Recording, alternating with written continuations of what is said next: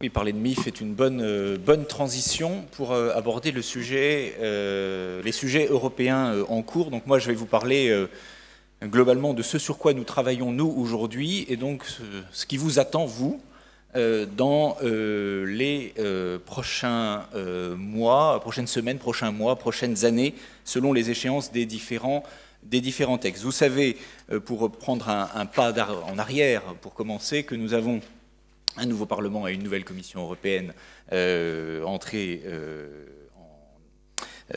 en 2014, au deuxième semestre 2014, et donc il est légitime de se poser la question à laquelle je ne répondrai pas. Sommes-nous entrés dans une nouvelle ère de régulation européenne? Évidemment, ce nouveau Parlement, cette nouvelle Commission arrive dans un contexte où il y a eu énormément de réformes dans l'environnement d'après-crise. On ne s'attend pas à un tsunami réglementaire européen identique sous cette nouvelle mandature, mais il y a néanmoins un agenda européen ambitieux. Pourquoi? Tout simplement parce qu'il faut finaliser les réformes engagées, et ça c'est un travail considérable, et en particulier c'est du travail de niveau 2, extrêmement granulaire, et c'est en particulier ce que l'on fait actuellement et auquel vous avez pu contribuer via les consultations sur MIF 2. Il y a par ailleurs encore des chantiers de niveau 1 en cours tout à fait importants. On a tout à l'heure parlé du sujet Fonds monétaire, par exemple, qui est encore un chantier en cours, qui est évidemment un sujet important pour les mois qui viennent. Et puis, vous le savez, j'en dirai juste un mot, mais Martin Merlin, qui viendra tout à l'heure, probablement en dira plus. Il y a cette perspective stratégique forte qui a été lancée par la Commission européenne sur une union des marchés de capitaux. Donc tout ça fait finalement un agenda européen qui reste extrêmement dense pour les régulateurs et donc pour les prestataires. Alors, si on commence par la finalisation des réformes qui ont été engagées, évidemment, il faut parler de MIF 2, mais on peut également parler de PRIPS et d'EMIR. Il y a d'autres sujets, hein, évidemment. Là, j'essaie de vous donner un certain nombre de balises dans le paysage qui est en réalité plus foisonnant que cela. Et d'ailleurs, à la fin, dans votre bouclette, à la fin de ma présentation, vous avez un tableau récapitulatif de toutes les initiatives européennes qui peuvent, de près ou de loin, toucher vos activités. Il y a une vingtaine de textes en préparation. Moi, je ne vais évidemment citer que les quelques-uns qui sont pour nous les plus d'actualité ou les plus importants aujourd'hui. Sur MIF 2, vous vous souvenez, vous avez évidemment tous ça en tête, la directive date d'avril 2014 avec 4 enjeux clés juste pour mémoire. Revenir d'abord sur la fragmentation des marchés qui était issue de MIF 1 avec le souhait de rapatrier dans le monde des marchés transparents un maximum de transactions et pas uniquement des transactions sur actions mais également les transactions portant sur le non-equity, les dérivés, les matières premières. Donc il y a véritablement ce souhait de revenir vers un monde transparent. Il y a l'encadrement du trading à haute fréquence, qui est un élément extrêmement important aussi de cette directive. Et puis il y a tout un volet protection des investisseurs, volet qui est évidemment pas un volet nouveau, parce que dans MIF 1, il y avait énormément un dispositif très fort hein, de protection des investisseurs, mais dans MIF 2, on donne de nouveaux pouvoirs, on va plus loin, on précise un certain nombre de choses, et donc ça c'est tout l'enjeu aussi des travaux de niveau 2 aujourd'hui, c'est d'aller dans la granularité pour donner les bonnes définitions, donner les bonnes conditions et appliquer ces textes, donc y compris sur la protection des investisseurs. Le calendrier est peut-être pas très lisible, s'il est assez lisible, juste pour que vous ayez en tête les grandes dates importantes pour MIF. D'abord, l'entrée en application, c'est janvier 2017. 6 mois avant l'entrée en application, il faudra que tous les textes aient été transposés et publiés. Donc, notre date pour nous, c'est juillet 2016, date à laquelle les textes devront avoir été transposés. Et nous commençons en interne, nous avons commencé avec le gouvernement les exercices de transposition du niveau 1. Vous savez que ça sera transposé par ordonnance comme Sébastien vous l'a dit tout à l'heure, donc on travaille à cette réforme donc, du Code monétaire et financier pour intégrer MIF 2.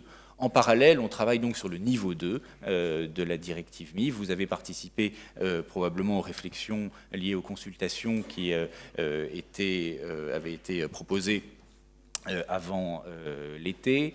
Je voulais juste attirer votre attention sur le fait que dans le processus de niveau 2, il y a de la part de l'ESMA un travail absolument considérable. Vous avez peut-être téléchargé les 1000 pages des consultations. Un travail considérable qui se fait sur 2 types de textes. D'une part, l'ESMA a rendu un avis technique qui a été rendu décembre et qui concerne essentiellement les sujets de protection des investisseurs. Le texte de niveau 1 demandait à l'ESMA de donner un avis à la Commission pour que la Commission, après, propose des actes délégués. Ce travail-là donc est terminé, l'ESMA a donné son avis. Maintenant, c'est à la Commission, face à cet avis, de décider les normes qu'elle va effectivement appliquer. Donc ça, c'est un travail sur, en particulier, la protection des investisseurs, que l'ESMA, qui est un peu derrière nous, en tout cas derrière l'ESMA, puisque l'ESMA a transmis à la Commission. Maintenant, c'est avec la Commission qu'il faut travailler pour s'assurer que les textes soient les plus adaptés possibles. Et puis, il y avait ce que l'on appelle le discussion paper, la consultation qui, elle, donne lieu à ce qu'on appelle les standards techniques. Donc cela, c'est l'ESMA qui tient la plume, qui est le régulateur d'une certaine façon, la plume du régulateur, qui écrit des standards techniques qui seront proposés à la Commission européenne et que la Commission européenne, les institutions européennes au sens large, adopteront en bloc, généralement dans le cadre d'un processus européen particulier, mais on est bien dans l'ESMA qui écrit elle-même les textes qui seront après adoptés sous la forme d'actes délégués par les institutions européennes. Et dans ce deuxième processus, dans ce processus de rédaction des normes techniques, eh bien, le processus est encore en cours. Il y a eu une deuxième consultation de l'ESMA qui s'est achevée en mars et désormais les textes sont transmis à la Commission avec un délai, vous voyez, qui s'étale entre juillet et décembre de cette année pour que les textes soient définitivement adoptés. Il y a 2 types de standards, c'est pour ça qu'il y a 2 dates entre les standards d'interprétation et les standards de réglementation. Mais tout ça veut dire quoi? Ça veut dire que nous devons transposer en juillet 2016. Nous aurons tous les textes en réalité que 6 mois avant, en décembre 2015. Les textes de niveau 2 qui seront adoptés par la Commission européenne prendront probablement la forme de règlement européen pour la plupart, ce qui veut dire que c'est une transposition un peu spéciale en droit français, puisque vous savez que le règlement ne se transpose pas, il s'applique de façon automatique, à l'inverse des directives, mais il faut quand même que l'on adapte notre réglementation nationale pour s'assurer qu'elle ne soit pas contraire à un règlement qui vient d'être adopté. Donc il y a une forme de transposition par le vide, ou en tout cas il faut supprimer de notre réglementation ce qui n'est plus conforme aux règlements qui sont adoptés. Donc voilà pour ce rappel un petit peu de où on en est et quelle est la technique juridique qui est utilisée aujourd'hui. Les sujets que nous avons en débat dans le cadre de ces travaux de niveau 2 sont évidemment des sujets marché d'une part, des sujets protection des investisseurs d'autre part. Sur les sujets marché, un de nos soucis est de bien calibrer les dérogations à la transparence pré-trade. Je vous disais tout à l'heure que l'objectif de cette révision de la directive était de ramener vers l'univers transparent un maximum de transactions, et c'est donc le principe du niveau 1, mais il y a un certain nombre de dérogations à cette transparence. Eh bien, il faut bien calibrer ces dérogations pour qu'en réalité, elles ne vident pas de son sens le niveau 1. C'est un sujet très technique, mais sur lequel nous apportons beaucoup d'attention.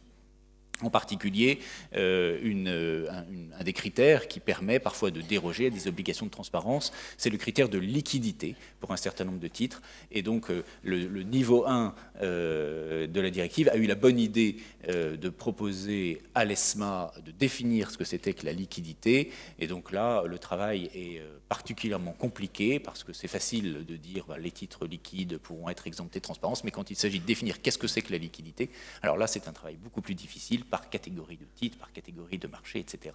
C'est un travail auquel nous contribuons particulièrement en ce moment au niveau 2.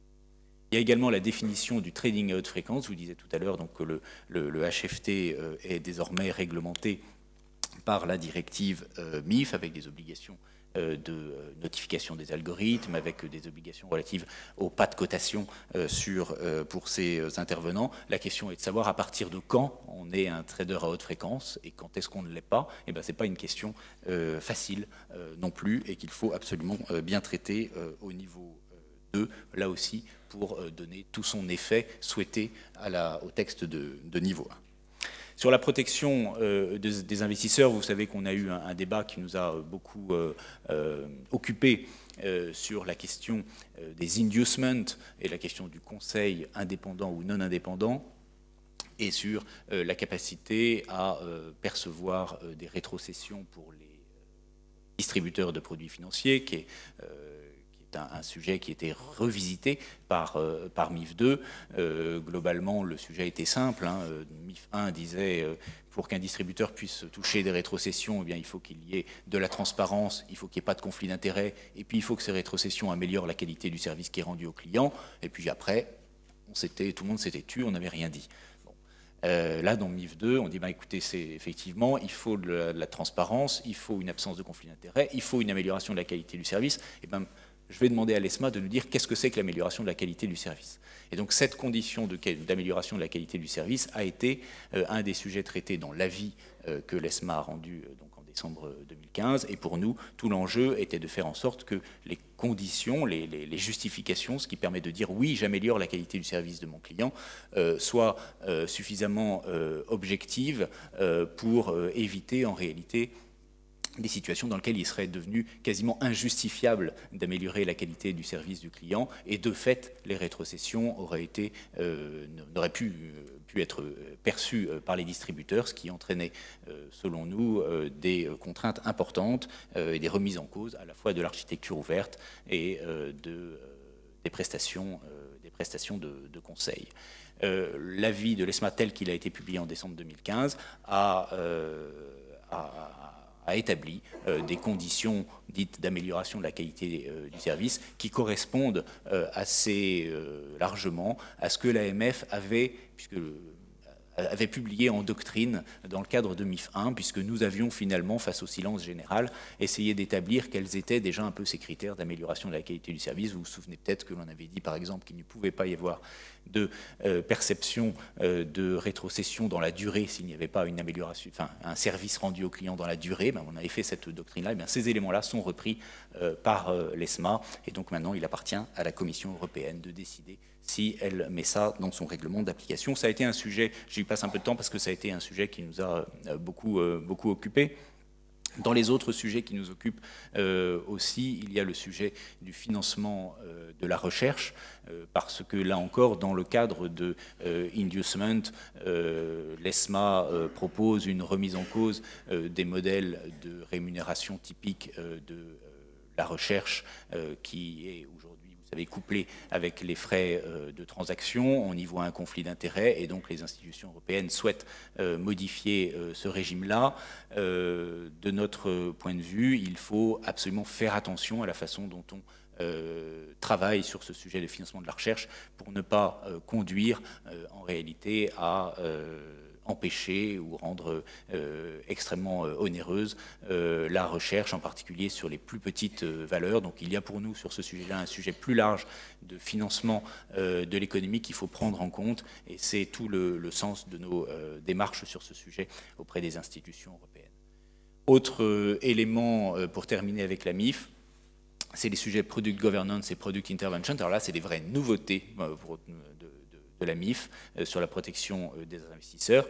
Product governance, c'est quoi? C'est simplement dire le producteur du produit a une responsabilité particulière. Il n'y a pas que le distributeur qui est responsable de savoir si le produit est adapté à un client, mais le producteur aussi doit s'assurer que le produit qu'il met en vente est un produit qui répond à un besoin particulier d'une clientèle, et donc il y a des obligations de ciblage de la clientèle, etc. C'est une vraie nouveauté de la MIF, mais ça rejoint un peu les sujets que nous avions déjà abordés en doctrine avec et par la loi avec les conventions producteurs-distributeurs. Là, le petit point de vigilance pour vous, il faudra voir lorsque les textes de niveau 2 seront sortis s'il y aura nécessité ou pas de retoucher ou de compléter les conventions producteurs-distributeurs qui ont pu être mises en place par vos établissements. Et puis Product Intervention, là c'est autre chose, c'est la possibilité pour les régulateurs, le régulateur européen, hein, l'ESMA, mais aussi les autorités nationales et donc l'AMF, d'interdire la commercialisation, la mise en vente d'un produit dès lors que l'on estimerait qu'il y a un risque fort pour la protection des investisseurs ou pour la stabilité des marchés financiers. Alors il y a une procédure contradictoire et assez élaborée pour arriver à cette décision forte d'interdire un produit, mais c'est un pouvoir qui sera désormais entre les mains des régulateurs. C'est une vraie nouveauté de la MIF. Deuxième sujet sur lequel nous travaillons activement sur le niveau 2, c'est le règlement PRIPS, un règlement qui date de décembre 2014. Donc vous connaissez la philosophie, hein, établir un document unique, un DC commun à plusieurs types de produits, les dérivés, des obligations structurées, des OPCVM, les dépôts structurés, des contrats d'assurance vie, etc. Avoir un document unique qui permet une comparabilité transversale des produits, c'est une bonne idée, d'autant qui est bonne si le document que l'on produit est effectivement un document qui remplit ses objectifs, c'est-à-dire qui est complet, mais simple, précis, et qui permet effectivement à l'investisseur de bien comparer les produits. Donc le niveau 1 est assez vertueux.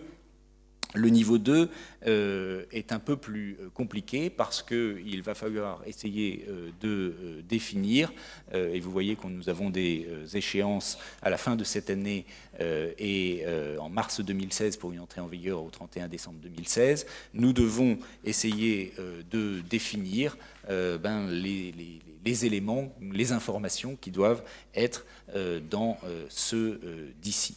C'est un travail qui est assez compliqué sur le plan technique. En réalité, on s'aperçoit, mais ça je ne veux pas vous l'apprendre, que quand on veut faire simple, en réalité c'est extrêmement compliqué. C'est d'autant plus compliqué lorsqu'on veut faire simple à plusieurs, puisque sur ce sujet-là, c'est un travail de niveau 2 qui est un travail commun aux 3 autorités européennes, ESMA, EIOPA pour les assurances et EBA pour les banques, puisqu'il y a dans les produits couverts par la réglementation PRIPS à la fois des produits d'assurance, des produits bancaires et des produits instruments financiers. Et donc c'est un travail commun fait dans ce qu'on appelle le Joint Committee, donc la réunion de ces 3 autorités, et c'est difficile. C'est difficile sur quoi? C'est difficile sur 2 notions en particulier. Sur la question des coûts, le KID ou le DC PRIPS doit inclure l'ensemble des coûts qui sont répercutés aux clients. Il est difficile de calibrer exactement quels sont ces coûts, comment les sommer, doit-on utiliser ou suivre la technique du TER. Il y a des discussions sur ces sujets-là. Sur le sujet des risques aussi, c'est extrêmement compliqué. Le KID introduit un indicateur de risque. Eh bien, comment faire pour que cet indicateur de risque reste simple et soit commun à des produits qui sont en réalité très divers? Là aussi, nous avons des discussions qui avancent, mais qui ne sont pas simples sur ce sujet-là. Vous voyez là les échéances, c'est vraiment les échéances cette année et l'année prochaine pour la mise en œuvre du DC dans PRIPS. Troisième, sujet sur lequel nous travaillons activement sur le niveau 2, c'est EMIR. Alors là, on est sur un texte plus ancien, puisqu'il s'agit d'un texte de 2012. Mais la mise en œuvre est encore loin d'être totale. Pour vous rappeler globalement les enjeux d'EMIR, c'est évidemment une obligation de compensation centrale pour un certain nombre de dérivés. Encore faut-il que l'ESMA établisse quels sont spécifiquement les dérivés qui sont soumis à cette obligation de compensation centrale. Et donc le niveau 2, c'est en particulier le travail de l'ESMA d'essayer d'identifier catégorie de dérivés, car par catégorie de dérivés, ceux qui vont rentrer dans l'obligation de compensation centrale. Il y a eu dans EMIR aussi la construction d'un régime harmonisé pour les chambres de compensation. Il y a par ailleurs, pour les opérations qui ne font pas l'objet d'une compensation, des techniques d'atténuation des risques, et en particulier les sujets liés au collatéral. Et puis, vous savez qu'il y a l'obligation de déclaration à des trade repositories de l'ensemble des opérations. Alors il y a sur EMIR en réalité des obligations qui sont déjà rentrées en vigueur et d'autres qui ne sont pas encore rentrées en vigueur. C'est pour ça que je parle d'une entrée en vigueur progressive sur un texte relativement ancien. On est encore dans une phase de montée en puissance. Ce qui a été fait, ce calendrier permet de le voir, c'est d'une part les enregistrements des premiers référentiels centraux, les fameuses trade repositories, avec l'obligation de reporting des transactions qui a commencé en février 2014, les agréments nécessaires pour les chambres de compensation qui ont été, les premiers agréments ont également été donnés en 2014, ce qui est en revanche pas entré complètement en vigueur aujourd'hui. Ce sont ce que j'appelle les sujets en débat. D'une part, l'obligation de compensation centrale pour les dérivés. Donc, dans ce travail que l'ESMA a fait d'identifier quels sont les dérivés qui vont être éligibles à la compensation centrale, l'ESMA a délivré des premiers documents à la Commission européenne, mais il y a encore des discussions sur ces sujets-là, et donc il n'y a pas encore de texte définitif, et on est plutôt sur une échéance printemps de l'année prochaine. Pour ce qui concerne les dérivés qui ne sont pas compensés et pour lesquels il y a la mise en place de techniques d'établissement, en particulier de collatéral, de marge initiale, de marge de variation. Là, il y a également des discussions au niveau européen qui ont été un peu freinées par le fait qu'il y a en parallèle au niveau IOSCO et au niveau du comité de Bâle des réflexions aussi sur ces sujets-là, ces sujets de à partir de quand je dois rendre obligatoire la mise en place de marge de variation et de marge initiale. On s'est également rendu compte qu'il y avait des difficultés techniques aussi à mettre en place brutalement l'ensemble de ces dispositifs. Ils étaient prévus normalement pour rentrer en vigueur en décembre 2015. On est plutôt aujourd'hui sur un petit décalage, un décalage de quelques mois pour faire rentrer ces normes-là en vigueur. Donc vous voyez, EMIR, on est sur une entrée en vigueur quand même assez progressive sur les différentes obligations. Il y a un autre sujet en débat qui est le sujet de la fiabilité des données qui sont transmises aux trade repositories. Ça, c'est un sujet qui est en voie d'amélioration, mais il y a eu, et c'est peut-être probablement normal, dans les premiers temps, en réalité, des informations qui n'étaient pas suffisamment fiables qui étaient transmis dans l'obligation de reporting aux trade repositories, et il a fallu là-dessus travailler aussi pour s'assurer d'une meilleure homogénéité des informations pour que les régulateurs puissent effectivement les utiliser dans leur mission de surveillance. Voilà pour nos sujets qui sont des sujets de niveau 2, la finalisation des travaux qui avaient été déjà engagés sur la précédente nature.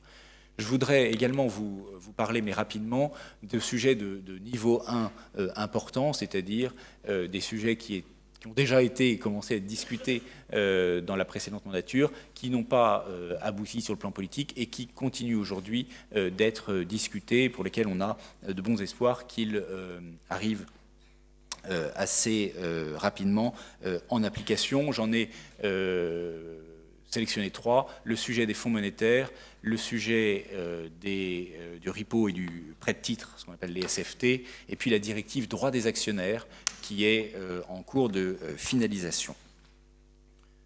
Sur le sujet des fonds monétaires, vous savez que c'est une réforme qui est attendue depuis longtemps. En réalité, on s'était rendu compte, et tous les régulateurs internationaux, le G20, IOSCO, le FSB, s'étaient rendus compte qu'il y avait une vraie fragilité des fonds monétaires dans la période de la crise, des risques de run en particulier, des risques de fiabilité. Et donc, une vraie initiative internationale a été engagée sur ce sujet-là, qui s'est vite cristallisé autour d'un affrontement entre deux modèles. Le modèle des fonds monétaires à valeur liquidative variable, qui est un modèle bien connu chez nous, du modèle des fonds monétaires à valeur liquidative constante, plus connu dans les pays anglo-saxons, en particulier aux États-Unis.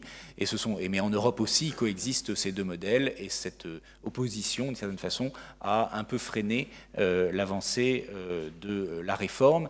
Ce qui est assez important de noter, c'est que malgré tout, la réforme, elle a avancé dans d'autres pays autour de l'Europe, et en particulier les États-Unis ont fait une réforme importante de leur régime en réduisant en particulier la part des fonds à valeur liquidative constante dans l'univers des fonds monétaires américains.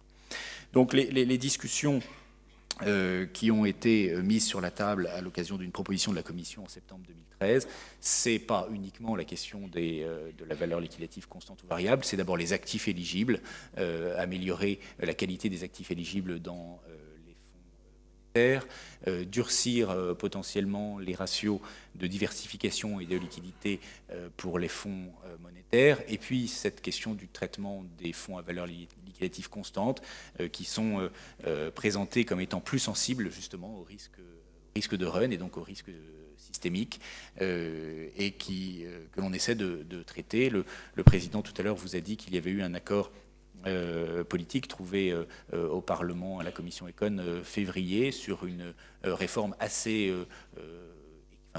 qui équilibre à peu près les positions des différents protagonistes dans ce débat. Donc on a l'impression que le sujet qui était quand même un peu bloqué va pouvoir peut-être être débloqué, même si on est encore très vigilant évidemment sur le contenu de la réforme, compte tenu de l'impact pour le refinancement bancaire des fonds monétaires et de l'importance de notre industrie des fonds monétaires en France. Voilà pour MMF. Pour les SFT, alors là, on est dans une initiative tout à fait nouvelle. On est dans le cadre de ce qu'on appelle la régulation du shadow banking, donc toute cette finance dite parallèle, non régulée ou différemment régulée qu'une régulation bancaire. Les prêts et les pensions de titres, c'est un de transactions qui ne faisaient pas l'objet d'une réglementation spécifique. Et donc il y a aujourd'hui une proposition de règlement européen sur la table qui impose plusieurs types d'obligations. La première, c'est une obligation de reporting de toutes les opérations à des trade repositories, un peu comme dans le cadre d'EMIR. Et ça, c'est tout à fait important. C'est-à-dire que pour pouvoir bien réguler une activité, il faut d'abord bien la connaître, il faut avoir des informations. Et donc la première obligation qui est mise à la charge des contreparties financières et non financières à une opération de ce type, c'est de les reporter à un référentiel central auquel les autorités pourront avoir accès pour savoir effectivement qu'est-ce qui se passe sur ce marché-là. Deux autres obligations intéressantes. Une obligation qui concerne les gestionnaires d'actifs uniquement. Les gestionnaires d'actifs qui rentrent dans des transactions de prêts et pensions de titres devront avoir des obligations de transparence vis-à-vis de leurs clients qui doivent encore être calibrées. Et puis, autre obligation, les obligations liées à la réutilisation du collatéral qui a été posté dans le cadre de ces transactions-là, ce que l'on appelle le reuse ou la rehypothecation, selon le vocabulaire utilisé. Les conditions de réutilisation de ce collatéral sont évidemment importantes et sont traitées dans ce texte-là, avec en particulier l'obligation d'obtenir au préalable l'accord du client qui a livré les titres pour pouvoir les reprêter par la suite. L'état de la discussion là-dessus, on est au Parlement hein, sur ce sujet-là. Il y a un vote qui doit intervenir à la fin de ce mois en commission Econ. Donc on est véritablement aujourd'hui dans le travail sur les amendements. On pense qu'il pourra y avoir même avant l'été un vote en plénière au Parlement. Donc on est sur un calendrier assez resserré sur ce sujet-là, avec les principaux sujets en discussion qui sont les suivants. Premièrement, l'obligation dont je vous parlais à l'instant, l'obligation qui a trait aux gérants d'actifs qui doivent informer leurs clients des transactions qu'ils font de type prêt ou pension de titre. Est-ce que cette obligation doit être également étendue à toutes les sociétés cotées qui font de telles opérations, qui devraient alors informer non pas leurs clients, mais leurs actionnaires de ces opérations-là? Il y a une volonté d'étendre qui peut être un peu ambitieuse, mais qui est un des amendements portés devant le Parlement. Et puis, il y a également un souhait de compléter l'arsenal de ce règlement par la mise en place d'obligations de décote minimale sur ces opérations-là, en particulier sur celles qui ne sont pas compensées, qui peut être également un élément important à retenir. Troisième et dernier sujet sur lequel je voulais attirer votre attention, là aussi on est très avancé sur cette directive-là. C'est une directive droit des actionnaires dont l'objectif est d'encourager un actionnariat de long terme.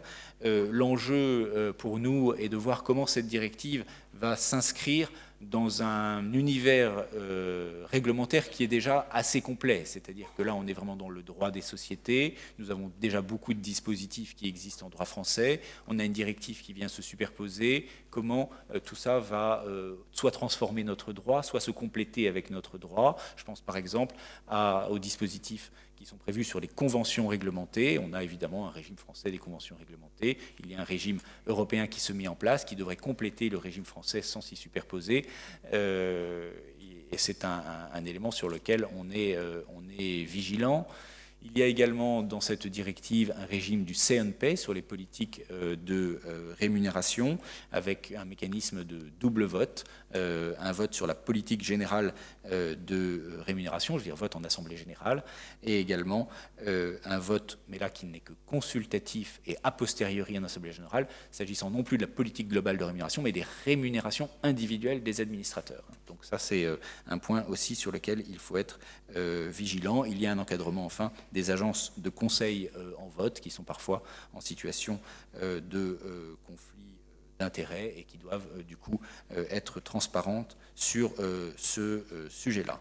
Là aussi, donc, on est au Parlement en ce moment pour examiner les amendements. Là aussi, il y a une possibilité d'adoption à la fin de l'année. Il n'y a pas de très gros foyers contentieux qui bloqueraient a priori l'adoption de cette directive. Donc on peut penser que c'est un texte qui va avancer.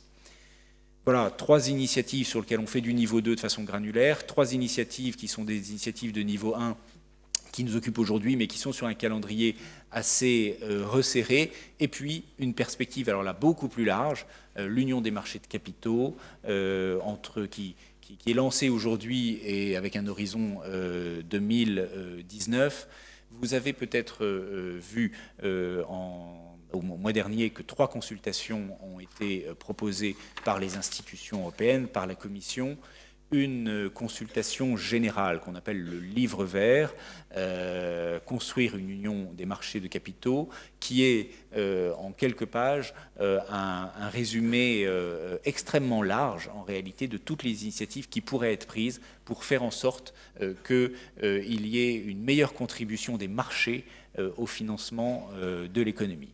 Donc on va parler à la fois d'investissement de long terme, du rôle que peut jouer le fonds LTIF dont vous parlez Xavier, du private equity, de la supervision, mais également de la façon dont on peut simplifier l'accès au marché, la question du coût d'accès au marché pour les investisseurs, pour les émetteurs, tous ces sujets. Enfin, je vous conseille au moins de le lire parce que ça donne vraiment un aperçu extrêmement complet de toutes les initiatives qui peuvent être prises. Et non seulement non seulement de le lire, mais aussi d'y répondre. C'est extrêmement important de participer à ce débat-là. L'AMF y participera, fera une réponse, publiera une réponse sur cette consultation générale, sachant que la fin des consultations, c'est pour le 13 mai, donc c'est relativement rapide, mais il est vraiment important de prendre en considération et d'y répondre, pas nécessairement à l'intégralité des questions, mais au moins celles sur lesquelles vous estimez avoir un avis fort. Il y a 2 autres consultations en même temps qui sont lancées. C'est une consultation dont vous a parlé le Président dans son introduction tout à l'heure sur la révision de la directive prospectus. Il était prévu de toute façon une clause de rendez-vous sur la directive prospectus. Donc on savait qu'il y aurait une réforme. Elle arrive un petit peu plus tôt puisqu'elle s'inscrit dans cette démarche générale Union des marchés de capitaux. Et là, on a un sujet qui est très intéressant, qui est de savoir, une problématique intéressante qui est de savoir est-ce qu'on peut faire d'une certaine façon, excusez-moi de la provocation, mais moins de prospectus, tout en faisant pas moins de transparence. C'est un peu la dialectique qui est peut-être un peu intellectuelle pour le moment, mais qui en réalité, dans cette consultation, est extrêmement pragmatique. Et je vous conseille aussi de la regarder, car il y a une série de questions extrêmement pratiques et pragmatiques sur la modification de la directive prospectus, la modification des exemptions, des seuils, etc. Dans quelle situation on doit avoir un prospectus, dans quelle situation on ne doit pas en avoir, dans quelle situation il est important de simplifier les informations qui sont dans le prospectus, comment améliorer le prospectus pour les PME en particulier, qui souhaiteraient venir sur les marchés financiers. C'est là aussi un travail important. Et puis enfin, pour terminer, une consultation sur la titrisation dans la lignée aussi de travaux internationaux, là aussi de IOSCO et de Bâle, sur la façon de relancer une titrisation dite saine, transparente et standardisée. Eh bien, c'est le moment de dire qu'est-ce que c'est qu'une titrisation simple, saine, transparente et standardisée. C'est pas si simple que ça, finalement, quand on y réfléchit, mais on sait bien que c'est un instrument important pour la relance de l'économie, et donc il est nécessaire de pouvoir poser les bases de cette réflexion pour construire une nouvelle titrisation. Voilà, en quelques mots, les perspectives européennes qui nous attendent, mais qui vous attendent aussi pour les mois à venir. Je vous remercie.